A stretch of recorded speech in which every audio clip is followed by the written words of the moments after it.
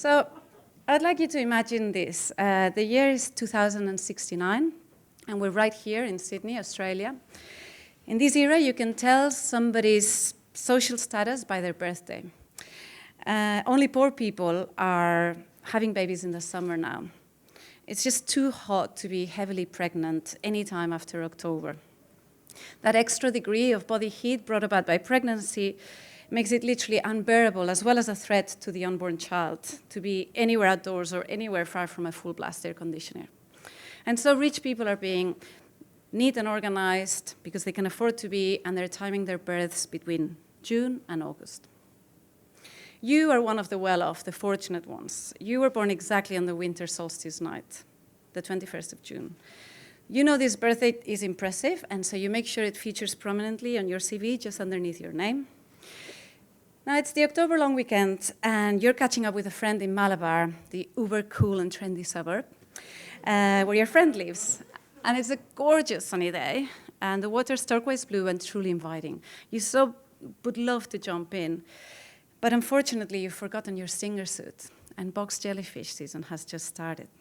There are danger signs everywhere. Jumping into the water without a stinger suit means literally risking death.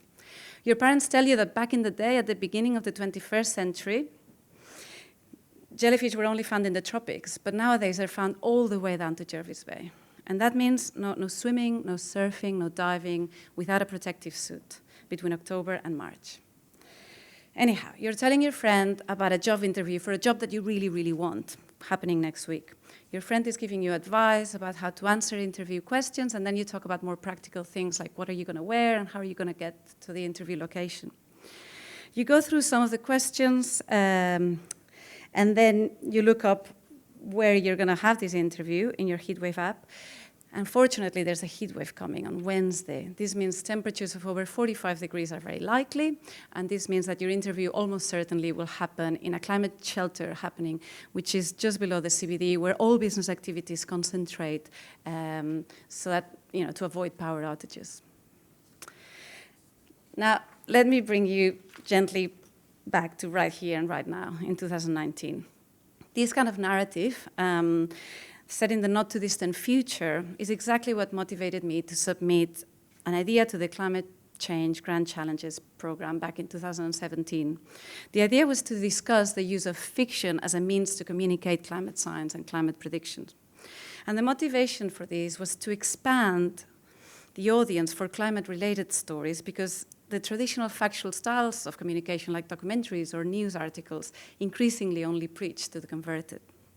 And so, in collaboration with the ABC, Screen Australia, and Create New South Wales, and a production company called Jungle Entertainment, we put together a one-day event which we titled Cli-Fi: Big Ideas for the Small Screen. In this day, we brought together some of the world's top climate scientists and some of Australia's top screenwriters. And in the morning, we discussed the science, and in the afternoon, we had a brainstorming session which was led by screenwriter John Colley. He's the writer of Happy Feet and Master and Commander. He's won an Oscar for his work, and he generously gave his time to discuss human-centered narratives underpinned by climate science, like the story that I was just asking you to imagine. Now, following this event, which was attended by 100 writers and TV producers, the ABC and Create New South Wales invited proposals for TV series and films in the cli-fi or climate fiction genre. There were 90 proposals sent in. Of these, 5 projects were selected for further development, and these have now been narrowed down to 2, which will be presented to the international market in 2020. Now, some of you may be rightly asking, what does all this cli-fi have to do with my day job as a marine ecologist at UNSW? But the thing is that as a marine ecologist, climate change is very much at the forefront of nearly all the research that I do.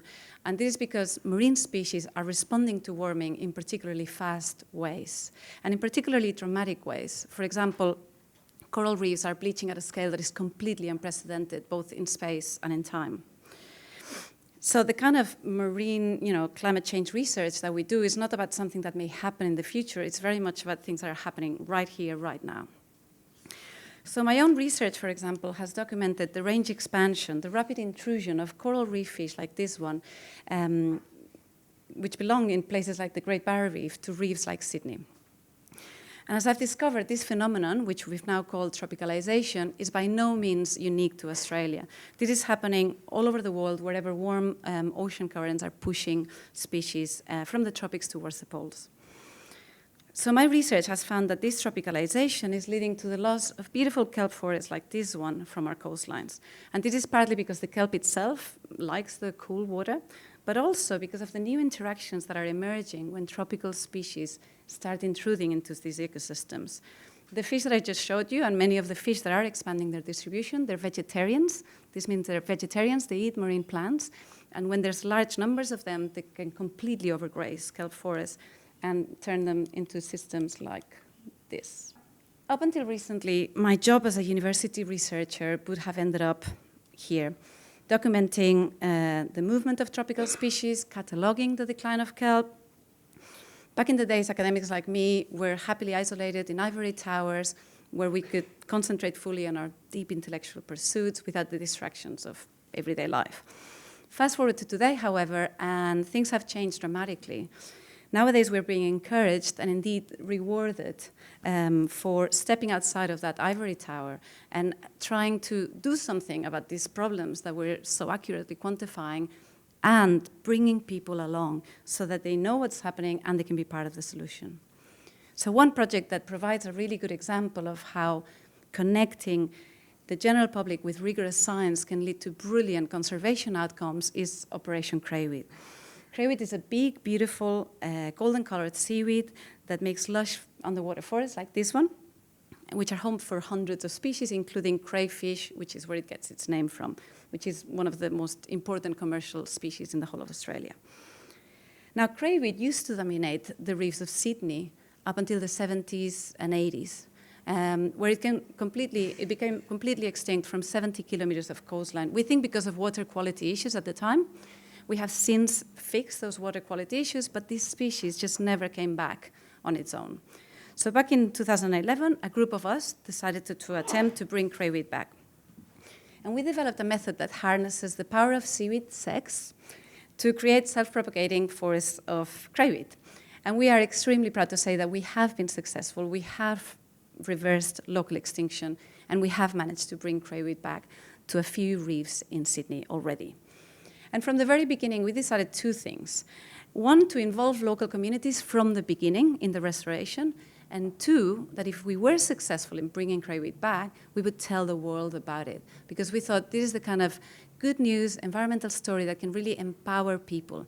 This is about us using science to develop a solution, and it shows that if we give nature a helping hand, its ability to help itself is actually remarkable. And so to spread the news about our project and to help raise funds to scale up and bring crayweed back to the whole of Sydney, we started the Science Communication Campaign. And we did this with the help of a lot of amazing creative professionals from the world outside of academia, and some of them are here today. They gave their time either freely or at a fraction of their going rate. And they helped us create an identity. They made a wonderful short film about it. They helped us launch a highly successful crowdfunding campaign. It was around Christmas time, and we asked people to give an underwater tree for Christmas. The day we launched the project, our story made all the evening news, and people responded in the most amazing way. And we raised all the money that we had kind of set our minds into. It was the fastest environmental project to reach its target at the time. And then came public artists, award-winning public artists, Jennifer Turpin and Michaela Crawford from Studio TCS. They approached us with the idea of developing a sculpture by the sea installation based on our seaweed restoration research. And we loved the idea of setting up a true art meets science collaboration. And in particularly, we loved the ideas that Jenny and Michaela brought in about using participatory art to bring communities along. So they set up a beautiful artwork site yellow fence that delineated a crayweed restoration site that happened in South Bondi. What they wanted to do is make the invisible work that happens underwater visible to the people of Sydney. They got more than 100 children from local schools involved, and they designed and wore art costumes in the shape of the creatures that inhabit crayweed. And on the day of the launch, there was music and food and a wonderful art parade. And over the life of the exhibition, this artwork was seen by 500,000 people. So following on from our initial crowdfunding, the Sculptures by the Sea exhibition, and in great part thanks to the Science Communication campaign, we have subsequently received substantial philanthropic funds that are allowing us to expand our work, add new crayweed sites, and slowly get to our dream state of restoring it at the scale of the original environmental degradation. And as we add new sites, we are continuing our collaboration with Jenny and her team. We're merging art and science and engaging local communities along the way to rewild our coastlines. And so to finish up, I'd like to return to 2069, but this time let's imagine it differently. Yes, it's still a bit warmer than it is today, and yes, Malabar has become an uber-exclusive, super cool, trendy suburb. But burning fossil fuels is now well and truly a thing of the past, and CO2 concentrations are slowly declining. As a result, box jellyfish have not made it to Sydney, probably because we have managed to slow down the warming and the movement of species, but also thanks to the growing populations of highly protected green turtles who love to munch on them. It is very hot, and you've just jumped into that crystal clear blue water. You're swimming among stunning golden kelp forests, which have managed to survive thanks to advances in assisted evolution, techniques developed by UNSW, which have led to worm and herbivore-resistant genotypes. You feel blessed and lucky to live in this remarkable city. Now, the thing is, we are actually quite good at the science. We already have a lot of the tools that can lead us to this better future. However, it is becoming apparent that limiting ourselves to doing the science alone is not enough in the face of the multiple challenges facing humanity. We need to better interpret and communicate not just the science, but the potential and possibilities that can arise from this science so that advances fully penetrate society and drive the positive change that we so evidently need. Thank you.